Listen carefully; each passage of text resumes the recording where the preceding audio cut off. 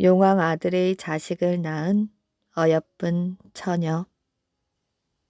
용지 마을에는 가뭄에도 마르지 않는다는 커다란 물가가 있었는데 용소라 불렀지요. 그래서 마을 이름도 용지라 하였습니다. 용소는 물이 맑고 깊어 마을 사람들이 여름에는 목욕을 자주 하였으며 빨래터로도 이용되었습니다. 옛날 용지 마을에 마음씨도 곱고 얼굴도 예쁜 처녀가 살고 있었지요. 모두들 며느리를 삼고 싶어 하였으며 애를 태우는 총각들이 한둘이 아니었습니다. 어느 화창한 봄날 이 처녀가 용소에서 빨래를 하고 있었는데 치맛자락이 물속으로 끌려 들어가는 것이 아니겠어요? 깜짝 놀라 살펴보니 솥뚜껑만한 거북이가 치맛자락을 입으로 물고 있었습니다. 처녀가 빨래 방망이로 거북이를 밀어 젖히고 치맛자락을 끌어올렸지요. 하지만 거북이는 달아나지 않고 빨래가 끝날 때까지 계속 처녀 곁을 맴돌았습니다. 이상한 일이라 생각하였으나 빨래를 마치고 돌아온 처녀는 이내 잊어버리고 잠자리에 들었지요. 그런데 그날 꿈에 잘생긴 소년이 나타났습니다.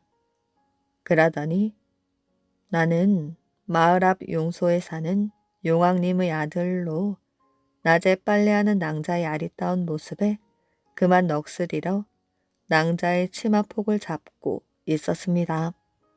아버님의 허락을 받고 왔으니 나의 사랑을 받아주십시오. 이렇게 말하는 것이 아니겠어요?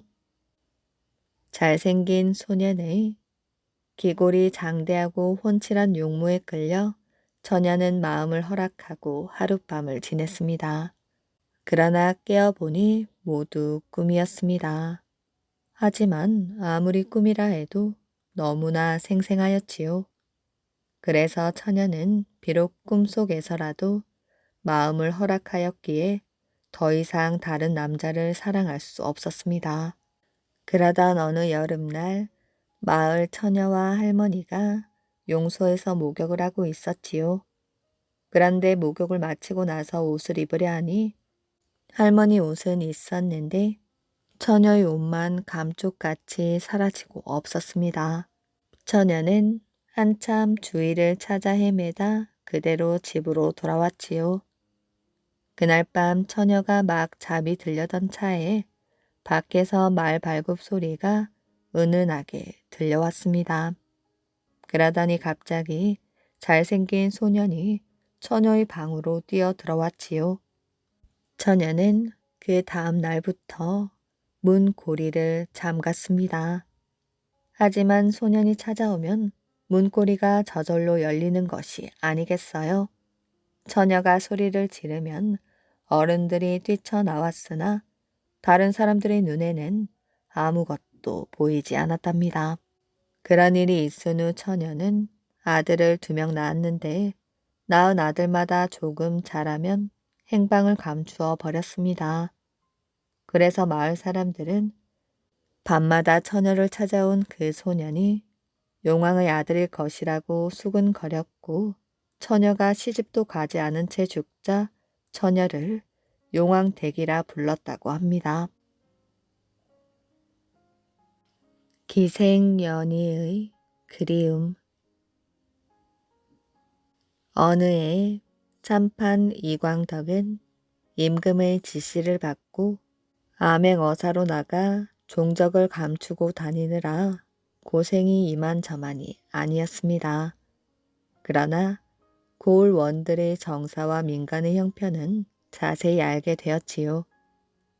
장차 함흥에 가서 본색을 밝히려고 몇 사람을 데리고 저녁 무렵 성 안에 들어섰습니다.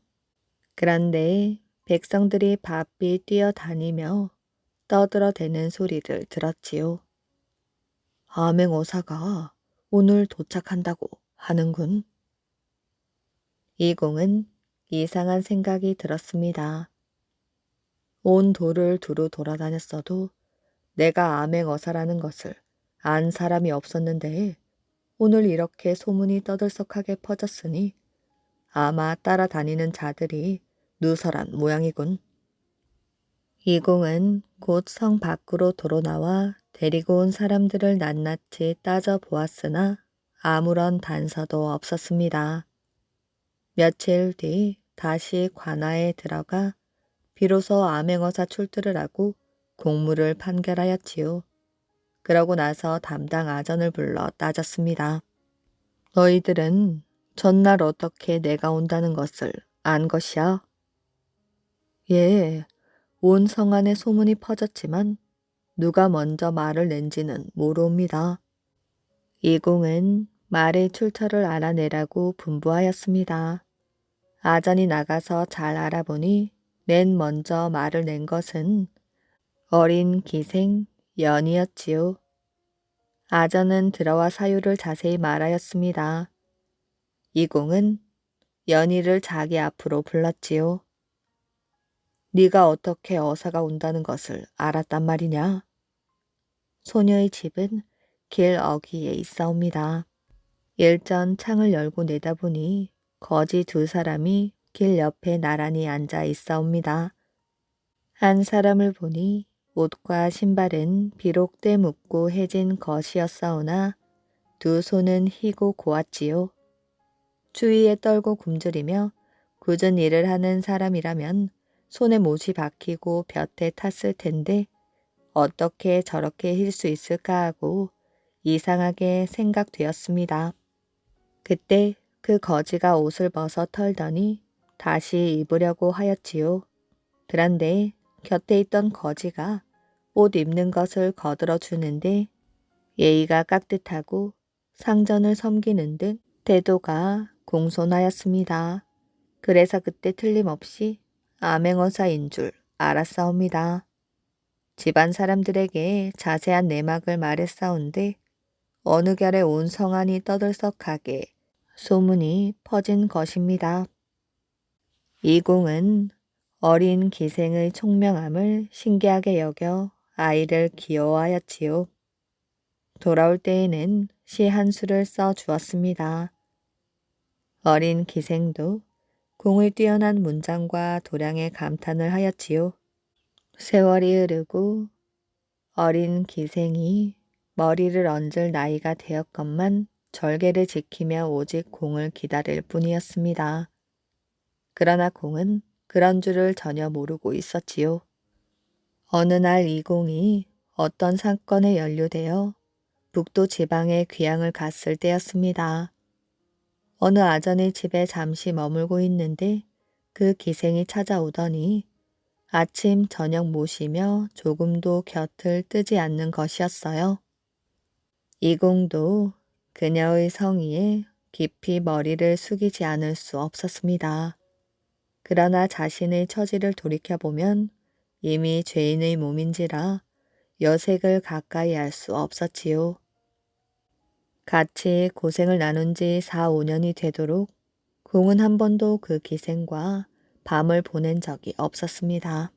기생도 공의 남다른 지조에 감탄하여 그를 더욱 우러르게 되었지요. 이 공이 일찍 다른 데 시집을 가라고 권한 적도 있었으나 그녀는 한사코 듣지 않았습니다. 기생은 비장하고 씩씩한 목소리로 제갈 공명의 출사표를 곧잘 외우곤 하였지요. 달이 밝은 밤에 공을 위하여 청아한 목소리를 가다듬어 출사표를 외울 적이면 마치 학이 하늘을 향해 우는 듯 하였습니다. 공은 눈물로 옷깃을 적시며 시 한 수를 지어 화답하였지요. 북도의 기생, 나를 위해 제갈 공명 출사표를 읽어주는구나. 초가집을 3번 찾은 옛 임금의 이야기에 버림받은 신하가 하염없이 눈물을 짓는구나. 그러던 어느 날 이공은 귀양에서 풀려나게 되었습니다. 그제야 공은 기생과 살뜰한 정을 나누었지요. 공은 기생에게 말하였어요. 내가 이제는 떠나게 되었구나. 지금 너를 함께 데리고 가고 싶다만 방금 죄를 벗은 사람이 어떻게 뒤에다 기생을 달고 가겠느냐. 내가 시골로 돌아간 뒤에는 꼭 너를 집으로 데려갈 테니 늦다 하나지 말거라. 기생은 그날이 당장 올 듯 뛸 듯이 기뻐하며 선뜻 승낙하였지요. 그러나 공은 귀양지에서 돌아온 지 얼마 못 되어 병으로 세상을 뜨고 말았습니다. 공이 죽었다는 소식을 들은 기생은 제사를 차리고 오래 슬퍼하던 끝에 눈을 감고 말았지요. 집안 사람들은 그 기생을 길 곁에 장사 지내 주었는데 후에 박문수가 북도 지방을 순행하다가 그곳을 지나며 북도 기생연의 비라고 비석을 세워 주었습니다. 도깨비의 씨름 대회. 어느 마을에 작지도 크지도 않은 고만고만한 내가 흐르는데 그곳의 모래밭이 밀가루같이 곱고 폭신폭신하여 아이들 놀기에 딱 좋았습니다. 그런데 그 모래밭 옆에 작은 오두막이 한 채 있고 거기에 한 영감님 내외가 딸린 자식도 없이 단둘이 살았지요. 가난하기도 하려니와 농사 지을 힘도 없어서 두 내외가 텃밭에 채소나 가꾸며 살았습니다. 그런데 그 모래밭에서 밤마다 시끄러운 소리가 들렸지요. 그것도 밤이 으슥해져서 집집마다 불이 다 꺼질 무렵부터 시끄러운 소리가 나기 시작해서는 새벽에 날이 부옇게 셀 때까지 들렸습니다. 하루는 달이 밝은데 또 시끄러운 소리가 나서 이 집 할머니가 영감에게 말하였지요.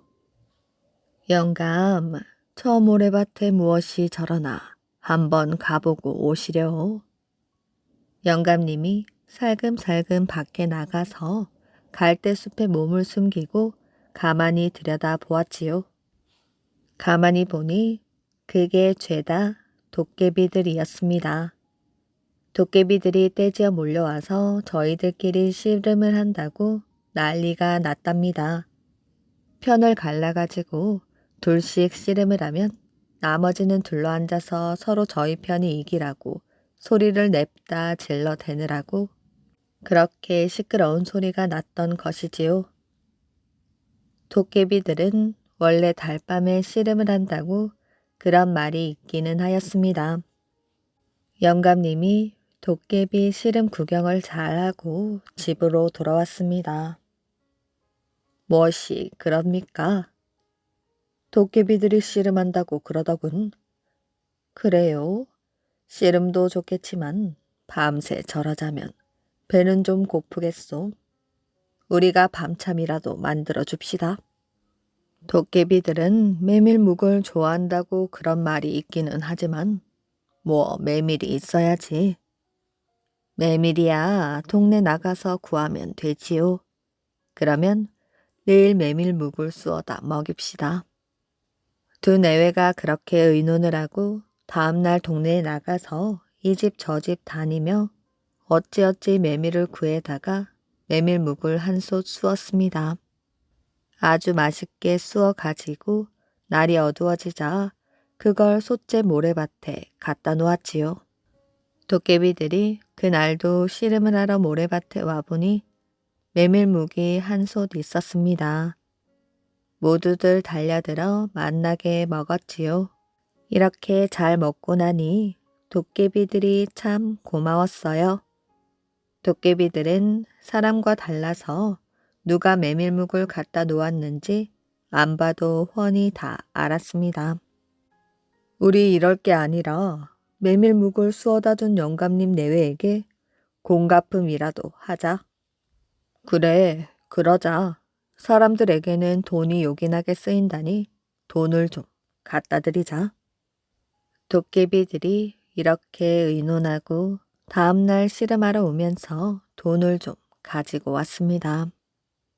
도깨비들은 없는 게 없이 뭐든 많이 가지고 있었지요.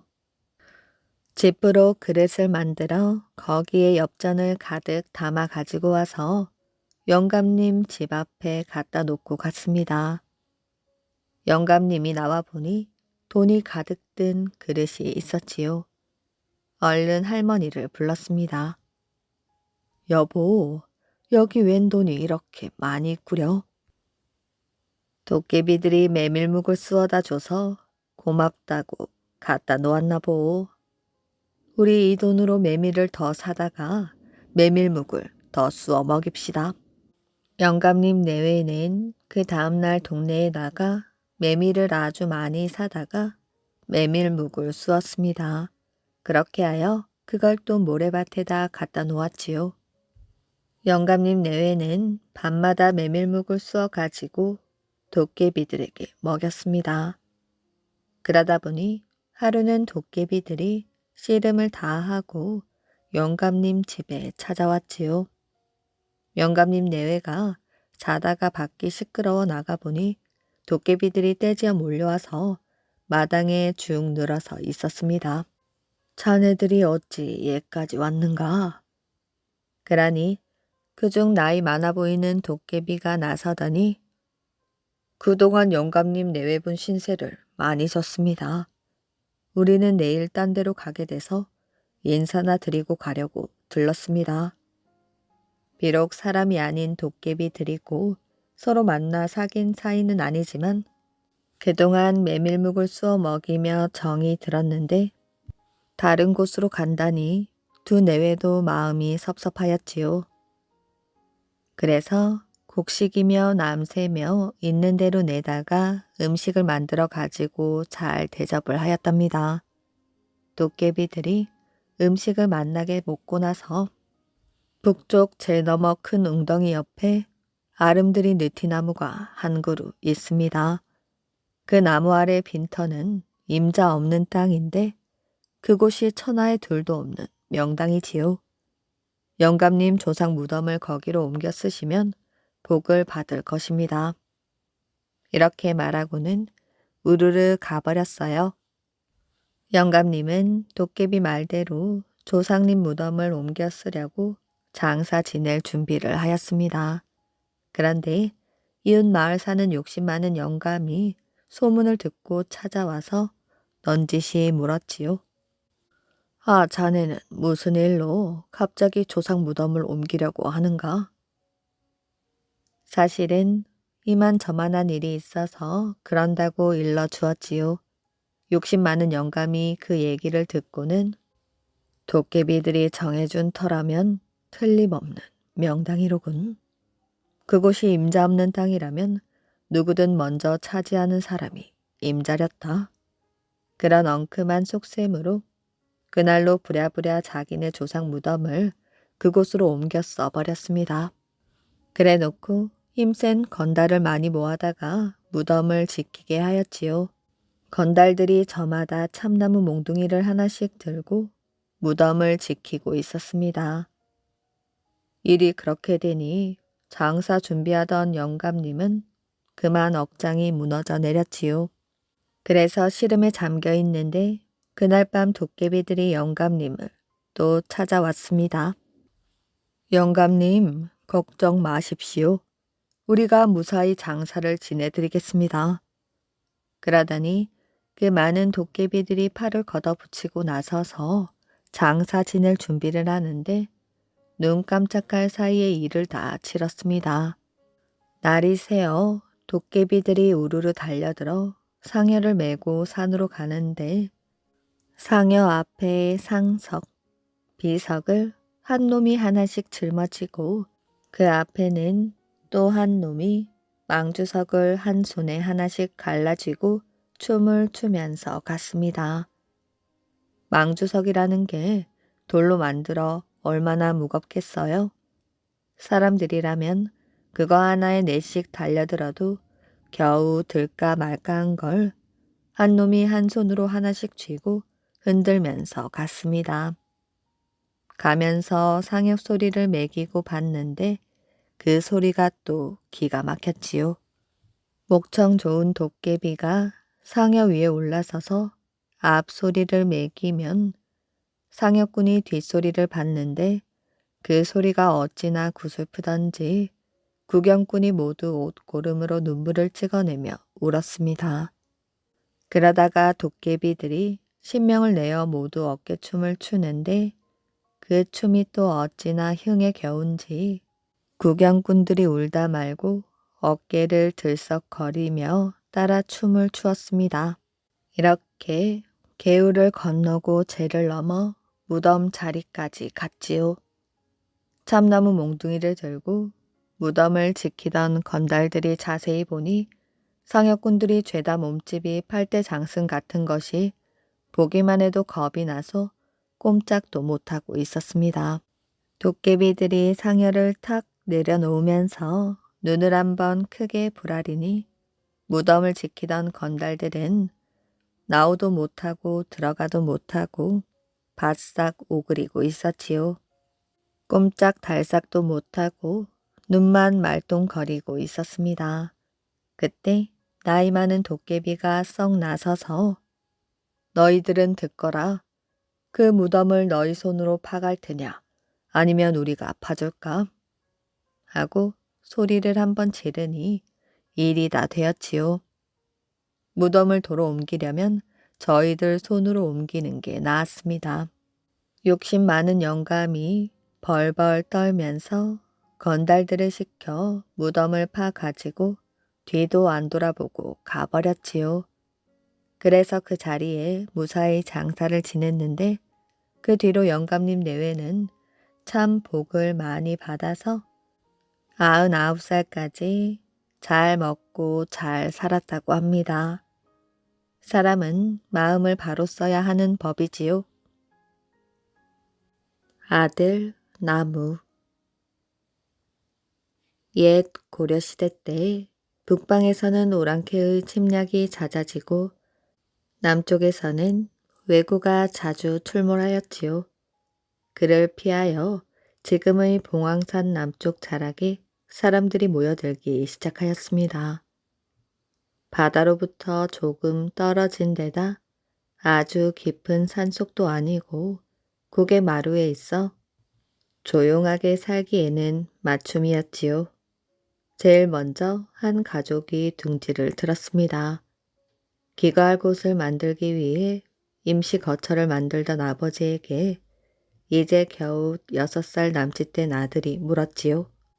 아버지, 우리는 성이 왜 석씨예요?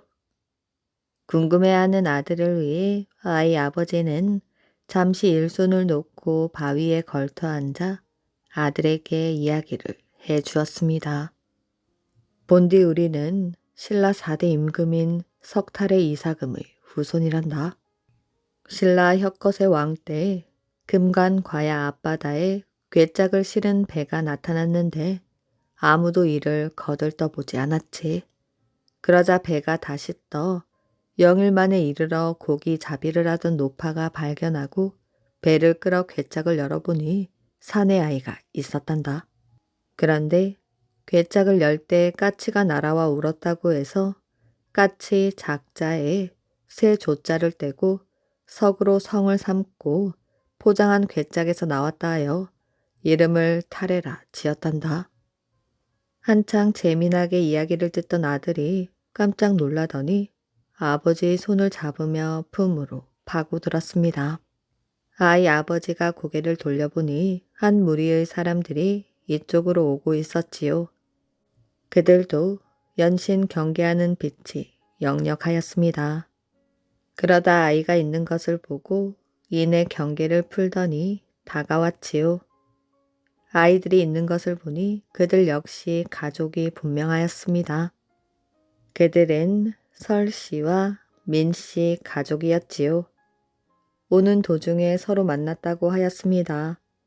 그들 역시 석씨 가족처럼 세상을 등지고 숨어들었는데 다른 점이 있다면 석씨 가족이 동쪽에서 왔고 설씨와 민씨 가족은 북쪽에서 왔다는 점입니다.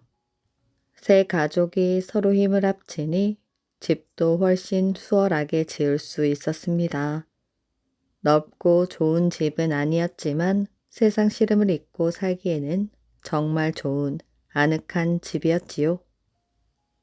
두 해가 지나며 밭도 일구고 마을 어귀의 논도 개가 나여 이제는 제법 살만해졌습니다. 그동안 비슷한 처지의 사람들이 모여들어 벌써 20채 정도 되는 집이 생겼지요. 어느 해 봄 이들은 마을을 개척한 기념으로 나무를 심기로 하였습니다. 마을을 상징하는 나무를 심기로 하였지요. 그리고 마을을 처음 개척한 석씨, 설씨, 맨씨 3명이 대표로 나무를 심었습니다. 하나는 무언가 허전하여 2그루를 심었지요. 잔평나무, 건평나무를 심었습니다.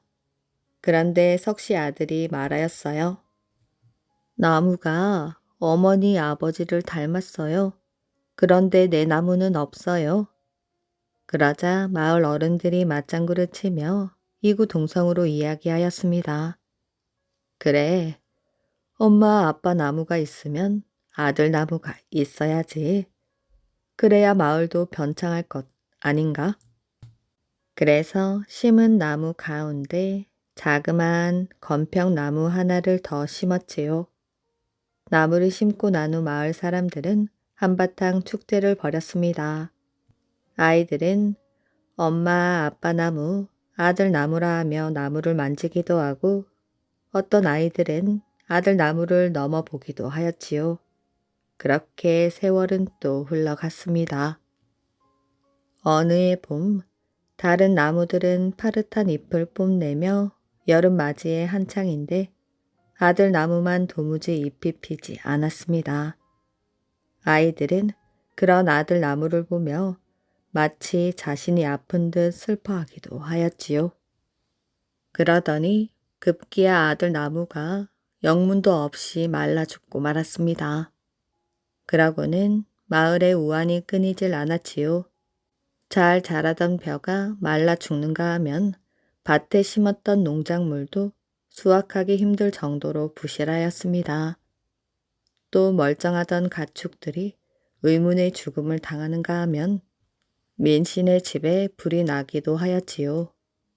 마을 사람들은 아들 나무가 말라 죽은 것이 원인이라고 판단하였습니다. 목신에게 제사를 지내었지요. 마을 아이들도 정성을 다했습니다. 그랬더니 정말 믿을 수 없는 일이 벌어졌답니다. 어머니 나무의 뿌리가 아들 나무 있는 곳으로 뻗어나가는 것이 아니겠어요? 마을 사람들은 소스라치게 놀라 누가 먼저랄 것 없이 다들 몇 걸음씩 뒤로 물러섰습니다. 그러더니 다음 해 봄 결국 아들 나무가 다시 살아났습니다. 기적 같은 일이었지요. 마을에는 웃음소리가 그치질 않았지요. 그래서 사람들은 해마다 1월 1일에 제사를 지냈다고 합니다. 금달걀과 정승. 옛날 어느 마을에 한 사람이 아주 가난하게 살았습니다. 집은 가난한데 식구는 많고 1년 농사지어 온 식구 먹고 나면 쌀 한 줌 남는 게 없었지요. 그래서 한 번은 식구들이 다 모여서 의논을 하였습니다. 올해는 우리 식구 농사지어 먹지도 말고 쓰지도 말고 곡식을 몽땅 독에 넣어 뚜껑을 단단히 덮고서 광에다 숨겨놓자.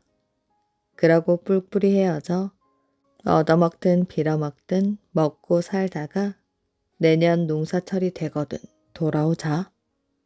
그렇게 약속을 하고 그의 농사지은 것을 잘 찧어 가지고 몽땅 독에 넣고 뚜껑을 단단히 덮어서 광에다 깊이 숨겨 놓았습니다. 그러고 나서 내년 봄 아무 달 아무 날에 다시 만나자 하며 온 식구가 흩어져 버렸지요. 온 식구가 뿔뿔이 헤어져서 발길 닿는 대로 가서는 얻어먹기도 하고 빌어먹기도 하고 그러면서 겨울을 났답니다. 그리고 이듬해 봄 약속한 날짜가 되어 모두 집으로 돌아왔지요.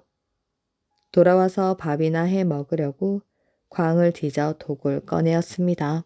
그런데 이게 웬일이겠어요. 독이 텅텅 비어 있었지요. 다른 독들도 모조리 텅텅 비어 있었습니다. 그런데 마지막 독을 딱 하고 열어보니 그 안에 암탉이 한 마리 눈을 깜빡깜빡하면서 들어 있었습니다. 이놈이 우리 곡식을 다 먹었나 봐요. 그 닭을 어찌할꼬 의논하다가 그냥 집에 두고 키우기로 하였지요. 곡식은 이왕 먹어치운 거신이 어쩔 수 없고 달걀이라도 얻어볼까 하고서 말입니다. 그래서 두고 키웠더니 그날부터 닭이 달걀을 낳는데 이것이 예사 달걀이 아니라 금 달걀이었습니다. 금으로 된 알을 쑥쑥 낳더란 말이지요. 날마다 금덩이를 하나씩 쑥쑥 낳으니 얼마나 좋겠어요. 금세 부자가 되었지요. 혼자만 부자가 된 게 아니라 이웃에 사는 가난한 사람들에게도 몇 개씩 나누어 주어 온 동네 사람들이 부자가 되었습니다. 그런데 그 이웃 마을에 욕심 많은 정승이 살았답니다. 이 정승이 소문을 듣고 보니 이것 참 배도 아프고 탐도 났지요. 어떻게 하면 그 암탉을 차지할까 싶어서 며칠 동안 끙끙 앓다가 하루는 그 집을 찾아갔습니다. 여보게 자네 그 암탉을 언제 어디서 얻었는가? 우리 식구 딴 데서 겨울을 나고 돌아와 보니 광에 숨겨둔 독 안에 들어 있었습니다. 옳거니 그 닭이 바로 지난해 집 나간 우리 닭이로세. 정승이 닭을 차지하려고 거짓말을 꾸며낸 것이지요. 이 닭이 대감님 댁 닭이라고요. 아 글쎄 그렇다니까. 내 우리 닭이 여태 낳은 금달걀 값은 안 받을 터이니 어서 돌려주기나 하게. 아 그러세요. 안 그래도 우리는 이제 부자가 돼서 더는 소용없던 참이었습니다. 어차피 정승을 이길 수는 없는지라 이 집 식구들은 닭을 순순히 건네주고 말았습니다. 정승은 옳다구나 하고 닭을 집에 가져와서 금이야 오기야 잘 길렀지요. 그런데 닭이 금 달걀은 낳지 않고 보통 달걀만 낳는 게 아니겠어요? 아무리 보아도 금 달걀이 아니고 두드리면 톡 깨어지는 보통 달걀이었지요. 다음에는 금 달걀을 낳겠지 하고 기다려도 낳지 않고 그래도 어쩌다 한 번은 금 달걀을 낳겠지 하고 아무리 기다려도 다시는 금 달걀을 안 낳았답니다. 왕을 속인 김선달. 어느 해 평안도 감사가 득산인 벼루를 왕에게 선사하기로 하였습니다. 그래서 그 벼루를 황 부자의 머슴인 박서방에게 전하라고 주었지요. 그런데 박서방은 자기 집에서 벼루를 가지고 나오다가 그만 땅에 떨어뜨려 벼루가 두 동강이 났습니다. 박서방은 목이 달아나게 되었다고 큰 걱정을 하고 있는데 때마침 그 앞을 지나가던 봉이 김선달이 이것을 보고 너털 웃음을 한바탕 웃고 나서 자네 그게 뭐 그리 걱정할 일인가? 내가 그 벼루를 가지고 서울로 올라가지. 왕의 얼굴도 볼 겸 말일세. 그러더니 두 동강이 난 벼루를 꽁꽁 싸 가지고 서울로 올라갔습니다. 김선달인 대궐 문 앞에서 다짜고짜 나는 임금님을 만나 뵈러 온 사람이요 하고 대궐 안으로 들어가려 하였지요. 문지기들은 김선달의 거동을 보고 하도 어이가 없어 웬 미친놈이냐 얘가 어딘 줄 알고 덤비는 것이야. 썩 물러가거라. 하고 밖으로 내쫓았습니다. 그러나 김선달은 막무가내였지요. 임금님을 꼭 만나 뵈어야겠소. 급한 일이 있소이다. 하고는 마구 들어가려 하였습니다. 그러자 성이 난 문지기들은 한꺼번에 달려들어 그를 땅바닥에 밀쳐버렸지요. 김선달은 그만 엎어지며 가슴에 안았던 벼루를 땅바닥에 떨어뜨렸습니다. 김선달이 황급히 벼루를 보더니 그만 두 다리를 쭉 펴고 앉아 대성통곡을 하기 시작하였지요. 이것을 본 문지기들은 무슨 영문인지 몰라 김선달에게 다가와서 왜 우냐며 까닭을 물었습니다. 평양 감사가 임금님께 올리는 벼루를 내가 가지고 왔는데 당신들이 넘어뜨리는 바람에 이렇게 깨졌으니 나는 이제 죽게 되었소. 김선달은 더 크게 통곡을 하였지요. 그러고 보니 문지기들도 겁이 났고 이 일을 어쩌면 좋을지 몰라 서로 쳐다보다가 망할 녀석 같으니 그러면 그렇다고 왜 진작 이야기를 하지 않았냐? 하고 나무라더니 왕에게 이 사연을 알렸습니다. 왕은 이야기를 다 듣고 나서 김선달을 불러들이라고 하였지요. 김선달은 왕 앞에 가서 문지기들에게 당한 일을 낱낱이 아랜 뒤 죽을 죄를 지었으니 제발 살려달라고 말했습니다. 왕이 말하였어요. 먼 길 수고하였는데 문지기가 잘못하여 그렇게 된 것이니 염려할 것 없다. 그러고는 신하들을 불러 김선달을 잘 대접해 보내라고 영을 내렸습니다. 이렇게 하여 김선달은 깨진 벼루로 왕을 속여 넘기고도 도리어 진수성찬까지 대접받고 왔다고 합니다. 부자의 송아지. 김선달네 집 앞에는 인색하기로 이름난 부자가 거들먹거리며 살고 있었습니다. 김선달은 언젠가 한번 그 부자를 골려주려고 단단히 벼르고 있었지요. 그러던 어느 날 김선달은 달걀 꾸러미를 들고 부자네 집으로 갔습니다. 주인님 계십니까? 거 밖에 누가 왔나? 부자가 창문을 열고 담뱃대를 문 채 내다보았지요.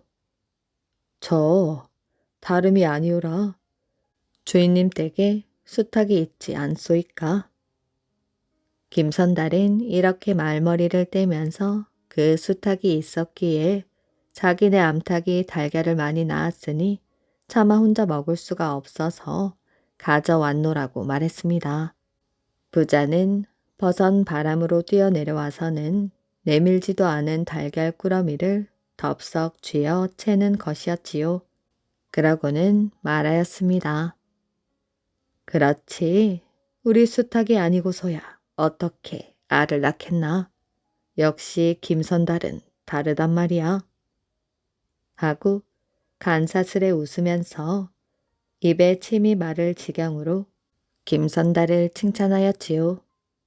며칠이 지나 부자네 암소가 송아지를 낳았다는 말을 들은 선달은 또다시 부잣집을 찾아갔습니다. 주인님 계십니까? 부자는 또 무슨 호박이 생기나 하여 맨 상투 바람으로 뛰어나왔지요. 자네 무슨 일로 식전에 찾아왔나? 어서 말하게. 자네 집 암탉이 또 알을 낳았나? 부자는 이렇게 말하면서 김선달의 손을 힐끔힐끔 내려다 보았지요. 아무리 보아도 손에 든 것이 없는지라 부자의 얼굴은 시들어 빠진 박처럼 잔뜩 찌푸려졌습니다. 김선달은 들은 척도 않고 예, 알은 낳았지요. 그런데 주인님 댁의 암소가 송아지를 낳았다지요. 그래, 낳았지. 그런데 그건 왜 묻나? 그럼 되었나이다. 김선달은 더 묻지도 않고 외양간으로 뛰어들어가 송아지를 끌고 집 마당을 나섰습니다. 가만히 서 있던 부자가 그제야 제정신이 들었던지 자네 왜 남의 송아지를 끌고 가나? 하면서 맨발로 따라 나왔습니다. 우리 집 황소가 아니었더라면 주인님네 암소가 송아지를 낳을 수 있었겠소이까? 그러니 송아지는 우리 것이 아니겠어요? 김선달이 송아지를 끌고 나가자 부자는 닭 쫓던 개 지붕 쳐다보듯 멍하니 김선달이 가는 것을 보고만 있었답니다. 김선달 대 녹두죽.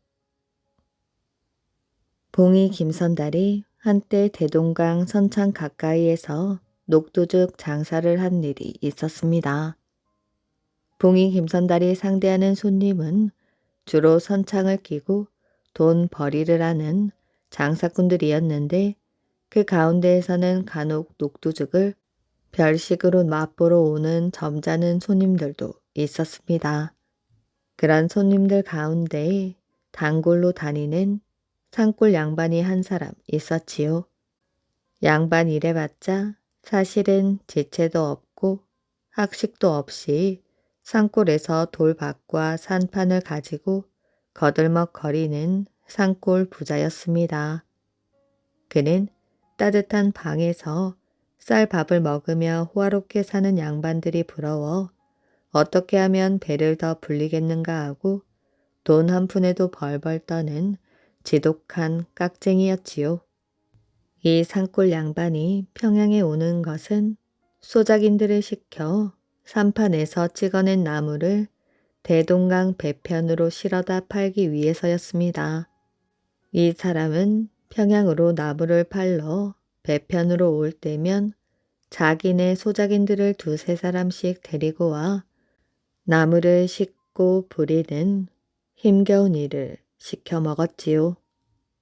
이들은 김선달네 집에 와서 죽을 사 먹곤 하였습니다. 뻣뻣이 서서 손가락 하나 까딱하지 않는 산골 양반은 한 그릇을 청해 먹으면서도 비지땀을 흘리며 힘들게 일한 소작인들에게는 겨우 반 그릇만 사주었지요. 그나마 산골 양반은 바들바들 떨며 주머니 끈을 꽁꽁 잡아맸습니다. 이 산골 양반은 몹시 거만하고 인색하기로도 그 짝을 찾아보기 힘들 정도였지요. 거만하기 짝이 없는 이자는 죽집에 들어설 때마다 반드시 뭐라고 트집을 잡지 않고는 못 배기는 못된 성미를 가지고 있었답니다. 다른 사람들은 죽집 문 안을 들어설 때면 녹두죽은 이 집 것이 가장 맛있더라. 주인장, 어디 뜨끈한 죽 한 그릇 주시오.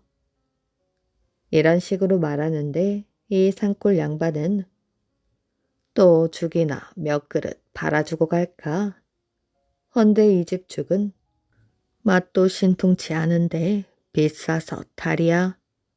이보시오 주인, 거 죽을 좀 후하게 드라고 무슨 사람이 단골 손님도 못 알아본담 하고 말하곤 하였지요. 먼 모르는 산골 양반은 날이 갈수록 더 짓궂게 굴었습니다. 김선달은 이자를 한번 단단히 골려주리라고 벼르고 있었지요. 비가 내리던 어느 날 산골 양반은 소작인들을 거느리고 또다시 죽집으로 들어왔습니다. 무슨 놈의 비가 이렇게 온담? 주인장, 오늘은 이렇게 비가 오는데도 임자네 죽을 팔아주자고 얘까지 왔네. 죽을 좀 후하게 뜨란 말이야. 사람이 경우가 있어야지. 오는 정이 있어야 가는 정이 있다네.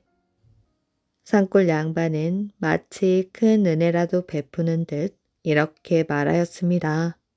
김선달은 더는 참을 수가 없었지요. 그러나 꾹 참고 이자를 골려줄 생각을 하던 끝에 한 가지 묘안이 떠올라 부엌에서 일하는 아낙네와 짰답니다. 사흘 전 팔다 남은 쉰 죽이 한 사발 있었는데 그것을 이 산골 양반에게 먹일 작정이었지요. 단골 손님이 오셨다. 저 산골 양반님이 말이다. 죽을 좀 후하게 뜨거라. 그리고 초는 치지 말거라. 김선달은 부엌에다 대고 이렇게 소리를 질렀습니다. 예, 부엌에서도 큰 소리로 대꾸하였지요. 그러자 산골 양반이 발끈 성을 내었습니다. 아니, 뭐가 어째? 왜 내 죽엔 초를 치지 말라는 것이야? 내 돈은 돈이 아니란 말인가? 어떤 사람의 죽엔 초를 쳐주고 어떤 사람의 죽엔 안 쳐준단 말인가? 고약한 것들 같으니. 잘못했습니다. 초를 잡수실 줄 모르는가 하여 그랬소이다. 얘들아, 산골 양반님 죽에 초를 한 방울만 쳐서 보내라. 그건 또 무슨 소린가? 누굴 정말 촌뜨기인 줄 아는 모양이군. 뭐 한 방울만 쳐 들여보내라고. 살긴 산골에 살아도 초맛도 모르는 촌뜨기는 아니야. 아유, 죄송합니다. 얘들아, 산골 양반님 죽에 초를 좀 많이 쳐라. 예. 곧 상이 들어왔지요. 산골 양반은 녹두죽을 몇 숟가락 떠먹더니 얼굴을 찡그리며 중얼거렸습니다. 죽이 왜 이리 시큼한가? 쉰 죽을 데워서 내왔으니 시큼할 수밖에 없었지요. 그러나 김선달은 능청스럽게 대답하였습니다. 산골 양반님이라 역시 초맛을 잘 모르시는가 보군요. 천만에 내가 초맛을 몰라. 무슨 음식에나 초를 안 치고는 먹질 않는 나야. 산골 양반은 쉰죽 한 사발을 말끔히 다 먹고 나서 역시 녹두죽은 초를 쳐야 제맛이 나는군 하면서 자리를 털고 일어났답니다.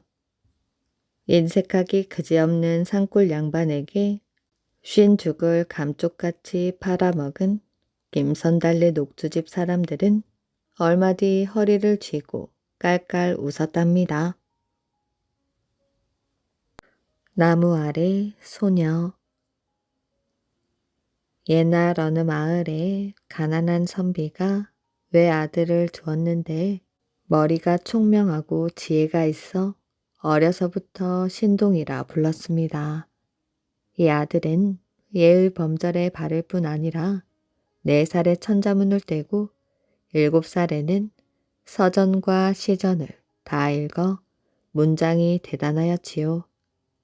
이 도령은 과거를 보기 위하여 서당에 나가 공부를 하였습니다.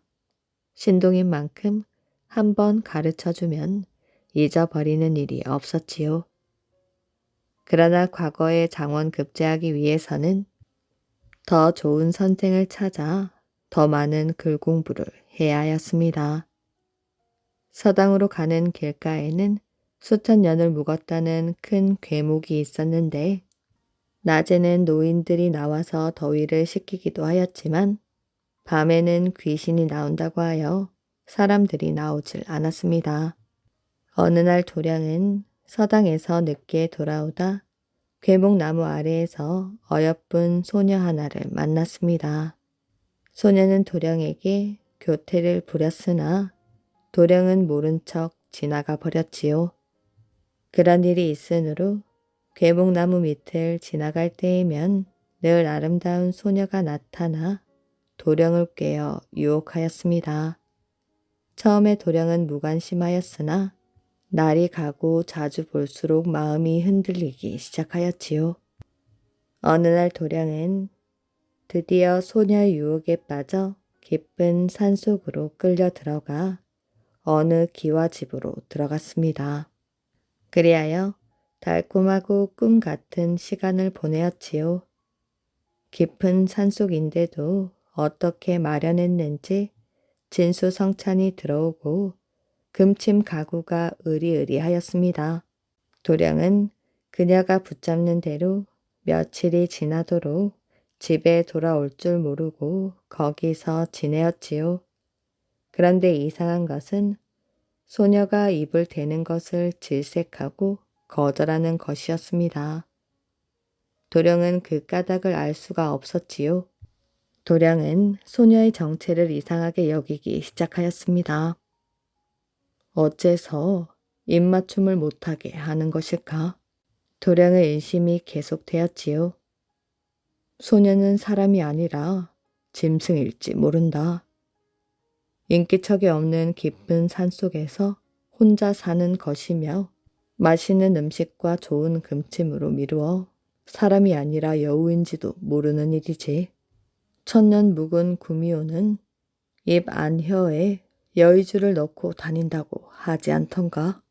사람이 여의주를 입에 물고 먼저 하늘을 보면 하늘 일을 다 알 수 있고 땅을 먼저 보면 땅 위에서 이루어지는 모든 일을 미리 알 수 있다고 했는데 그래서 구미호는 여의주를 빼앗기지 않으려고 입을 허락하지 않는 것이 아닐까. 도령은 집을 나온 지도 오래되었을 뿐 아니라 입을 대는 것을 허락치 않으니 사랑도 의심이 된다고 말하였지요. 소녀는 당황하면서도 도령을 어떻게 해서든지 잡아두려는 욕심에서 소원대로 해주겠다고 하였습니다. 도령은 그 소녀가 구미호라면 여의주를 빼앗기로 작정하였지요. 도령은 소녀에게 입을 맞추기를 요구하였습니다. 소녀는 하늘 수 없이 응하였지요. 도령은 날새게 소녀 혀에 붙어있는 여의주를 따서 입에 물고 밖으로 다름질 쳤습니다. 그러나 불행히도 문턱에 걸려 넘어지는 바람에 하늘을 보기 전에 땅을 먼저 보고 말았습니다. 그래서 도령은 하늘 일은 알지 못하고 지상에서 일어나는 일밖에 알지 못하게 되었다고 합니다. 오늘의 이야기는 여기까지입니다. 이야기 재미있게 잘 들으셨나요? 오늘도 편안한 밤 되시길 바랍니다.